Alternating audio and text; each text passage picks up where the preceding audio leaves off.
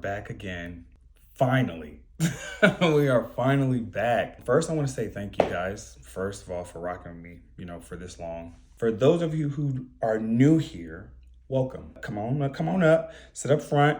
I want to see your faces. I want to see what you look like. I'm your host, Michael Otule.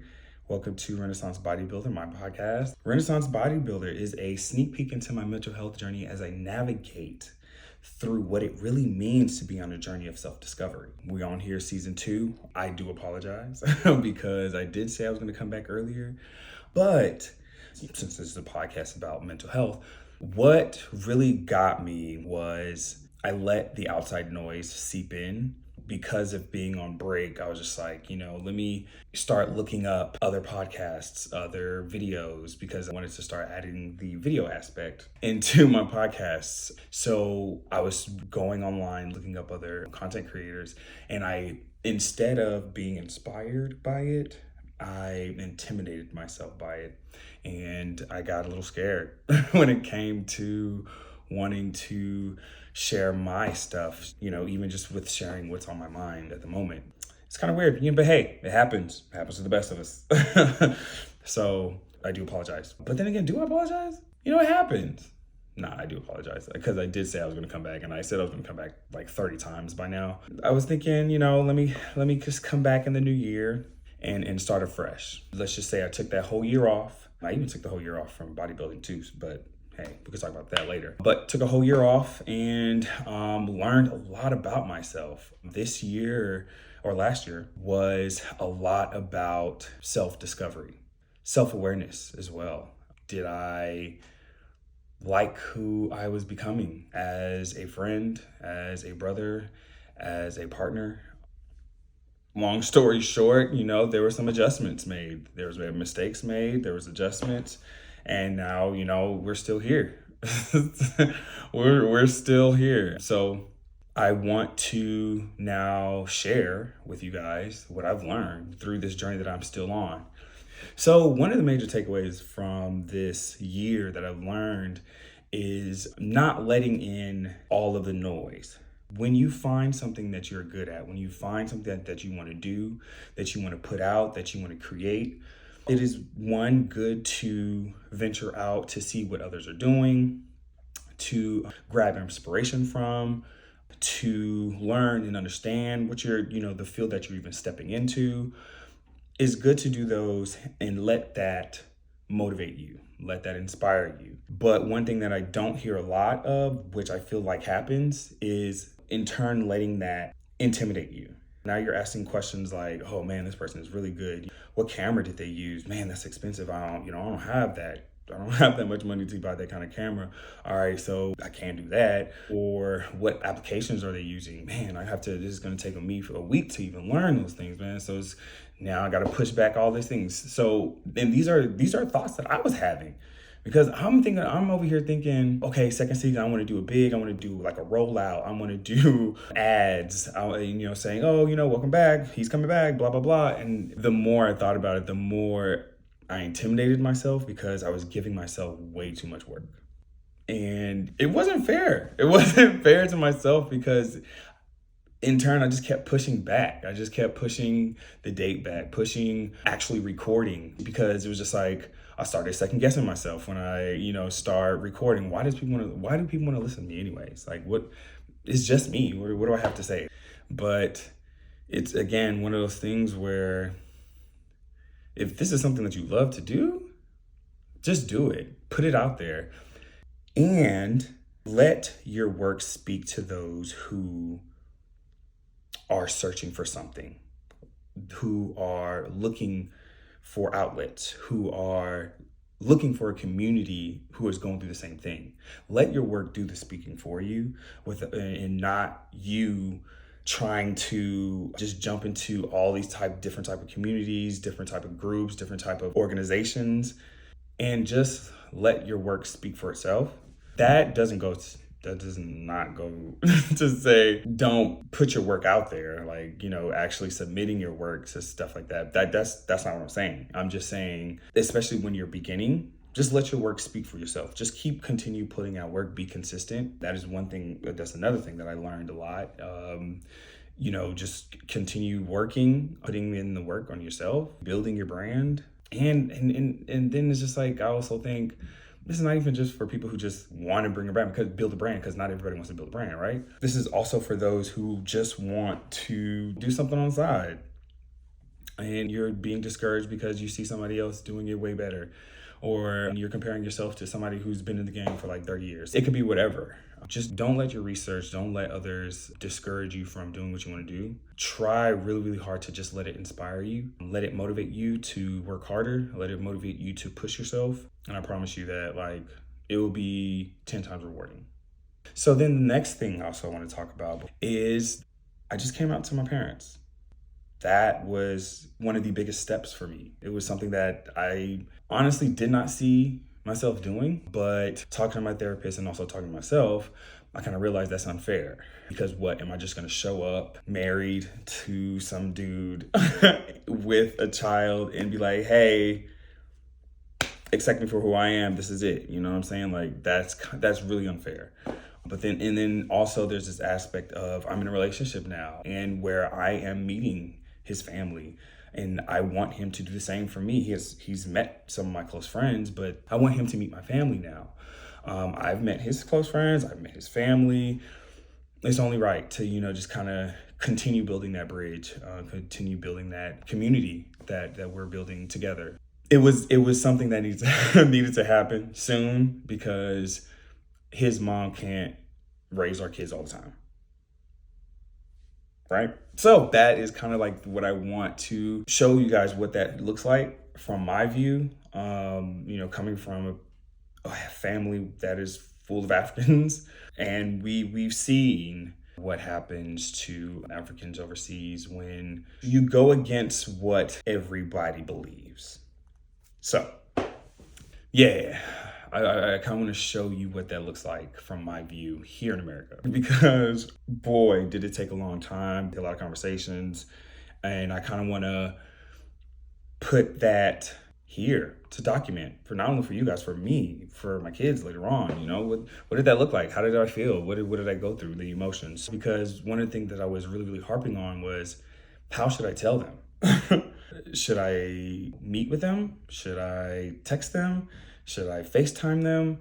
And I was really just like debating again, which was then, like my podcast, pushing me back, holding me down from actually doing it. And I hated that until I talked to one of my friends who really, really real with me, and just like, however you feel you want to tell it, do that, because you're just prolonging the inevitable. So for me, I'm a texter. I get to get all my thoughts out in text messages, in messaging, because though I'm not saying that I'm not quick on my feet, but I'm not as quick on my feet especially when it comes to real heavy hitting conversations like, oh, hey, mom and dad, I am gay. So I wanted to make sure that I put everything that I wanted to say in a message, so that I left no questions, or little to no questions that need to be asked, except for, I need time, something like that. So I chose to do it in a text message. And you know what? Let's read their letter. We have time. We have time. All right, so here is the letter that I wrote. For those who haven't told their parents, feel free, take some of this, by all means. Dear mom and dad, I hope this letter finds you both in good health and high spirits. I want to start by expressing my deep love and gratitude for both of you. Your love and guidance have shaped me into the person I am today, and for that I am thankful. I'm writing to you today because I believe in honesty and openness within our family. I want you to know that I am gay. I am very happy with the life I have built for myself. I spent a lot of time reflecting on my journey and embracing my true self. I have reached a point where I can no longer tiptoe around the reality of who I am. Mind you, this is pretty long. It's like, y'all got time. I am also in a committed relationship with someone who makes me very happy. His presence in my life has brought immense joy and fulfillment, and I hope one day you'll come to accept and embrace this relationship as a significant part of my life. Please understand that my love and respect for you, as well as my commitment to our family, remains unchanged. I cherish the bond that we share and the countless memories we've created together. My decision to be true to myself is not a rejection of our family values or traditions. Instead, it's an affirmation of love you've instilled in me, the love that empowers me to live authentically. I know this might come as a surprise, and I understand if you need time to process this information. I only ask that you see the happiness in my heart, the confidence in my step, and the love that continues to flow between us. I am still the same person you raised, with the same dreams, ambitions, and aspirations. My sexual orientation is just one aspect of who I am, and it does not change the core of my being. Life is precious, and I truly believe that we owe it to ourselves to live it fully and authentically. I hope that with time you will come to see the peace and commitment that I hope that with time, you will come to see the peace and contentment that embracing my true self has brought into my life. Thank you for your understanding and your unconditional love. I am here ready to answer any questions you might have and to continue this journey together as a family with all my love. That was good. That was good. You know how you feel like, you know how you feel, you You know when you feel like you wrote something really good, it's really deep? Yeah. I have to pat myself on the back on that one. That was really good. But anyways, so this is a message that I sent to my parents, both of them separately. And let's just say I didn't get the results that I was expecting, which is good. The results that I was expecting as a Nigerian American man who was born and raised here, but raised African in a sense, you know, for the most part. I thought I was going to be disowned. I wholeheartedly. That's probably another reason why I was prolonging this.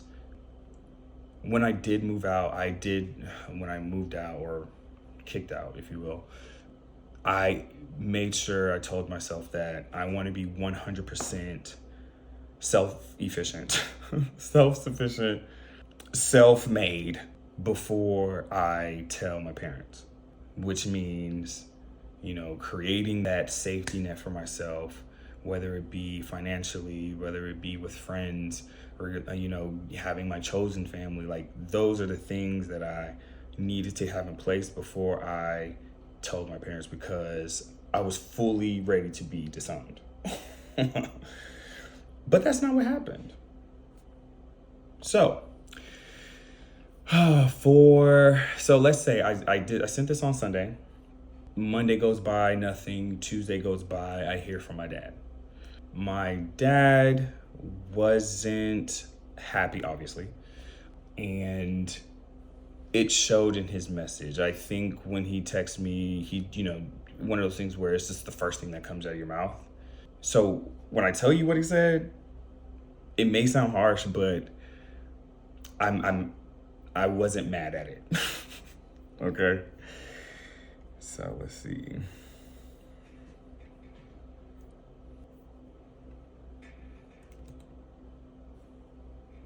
So when I told my dad, he was saying things along the lines of, oh, I'm embarrassed. Oh, I feel shame. Don't tell anyone. Don't tell our cousins. Don't tell my uncles. Just keep it on the low. Just keep this between us. Like, I have the message. I don't want to just read it all because I don't want to, you know, villainize my dad. But, you know, I also do want to keep true to, you know, being authentic on this podcast. But yeah, he in a sense made it about himself, you know, about how he was going to be embarrassed and stuff like that. He also did mention that he did suspect, but now I'm basically confirming, which side note, my friend put into perspective for me, because though I didn't get disowned and though I wasn't, you know, surprised at his comment, I still was a little perturbed, which I have the right to be. I have the right to be, even though I knew it wasn't going to be candy and roses, right? But he basically said to me that, like, just imagine your mom and dad, already are not with the whole homosexuality thing, right? They have suspected for years, right? But there was still always hope that I wasn't. And they were holding on to that hope. So now me coming in and saying, yeah, go ahead, squash that hope.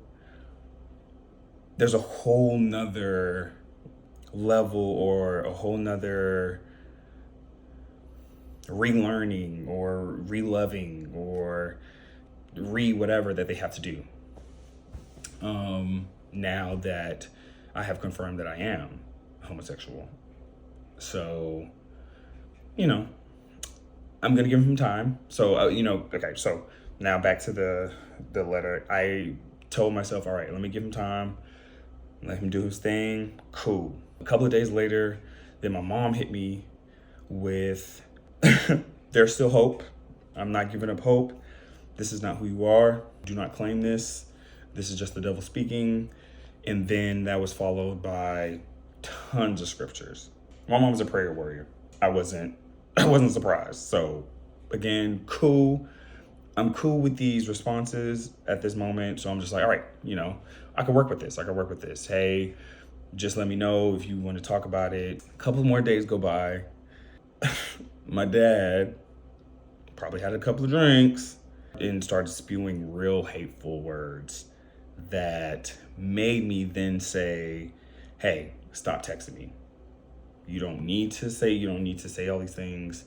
I promise you, I literally just told you, so ain't nobody worried. It's not like people know in the family and then they're hitting you up all of a sudden, like, what's going on, blah, blah, blah, blah. Like, chill.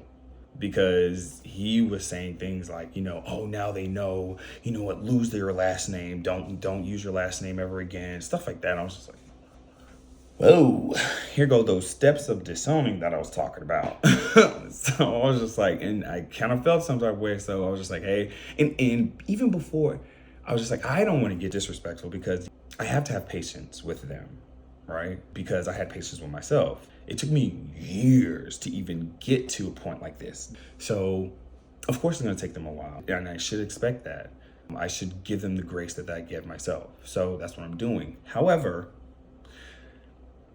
I don't want to be called out of my name, and I don't need to be disrespected, which was also one of the main reasons why I didn't want to tell them in front of their face, because I have a tendency of going off, right? Sounds weird coming from me. However, when it comes to family, they know how to push those buttons that that'll set me off. Another reason why I didn't want to do it is because there was an incident that actually made me get kicked out. They found out about somebody that I was talking to, and I went to go visit that person.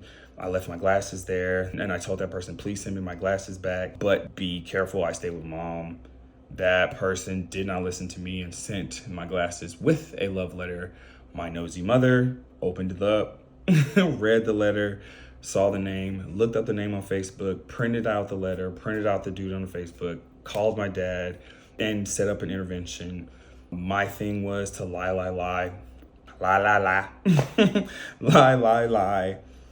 all the way up until I couldn't anymore. That's when they said, hand me your phone. At the time, I was, again, a people pleaser, under the spell of my mother, under the spell of, just being a good boy, just being right. So I did give my mom my phone, even though I was a grown adult, and she read all the messages. And from there, my mom gave me, it's a look that I can never forget about. Like, it was the most disgusted look in life. And I know if I told my mom and dad about me being actually gay or a homosexual, politically correct, whatever, how you want to be it, I was going to get that look again. And I didn't want it. So, period. But yeah, dad called me on my name, like I said, and I had to let that go. I told him, and before I would, got disrespectful, I was just like, hey, look, you don't have to text me, just stop texting me. And he did. I haven't talked to him since. I have checked in, like every now and again, hey, how's it going? Haven't gotten texts back. Cool, I ain't worried about it. all good. You know, at least I'm checking in. Now, as for my mom, I would check in and say, hey, there was this one time I checked in and say, hey, how you doing? What's going on? You good? Let's just say she didn't like that because she was just, and because I did end it saying like, hey, you know, if you want to talk, just let me know. And she was just like, there ain't nothing to talk about. I told you how I felt about it. I told you there was hope. You just need to keep reading your Bible, keep praying. I'll keep praying. It was on that. It was just like, I said what I said type thing. And I was like, oh, all right.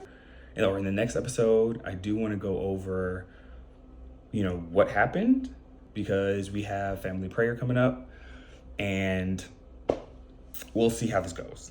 Like I said, this is what the overarching season will kind of just be more so about, the focus on, you know, my emotions, my thought process on, you know, actually coming out to my parents, the whole meeting them, talking to them the first time, you know, that whole interaction, as well as, you know, things that I've learned on my self-awareness year of taking a break, because it's been a lot. So sit back, relax. And again, thank you so much for joining me. Thank you so much for just rocking with me for, you know, another season. I can't wait. I'm excited.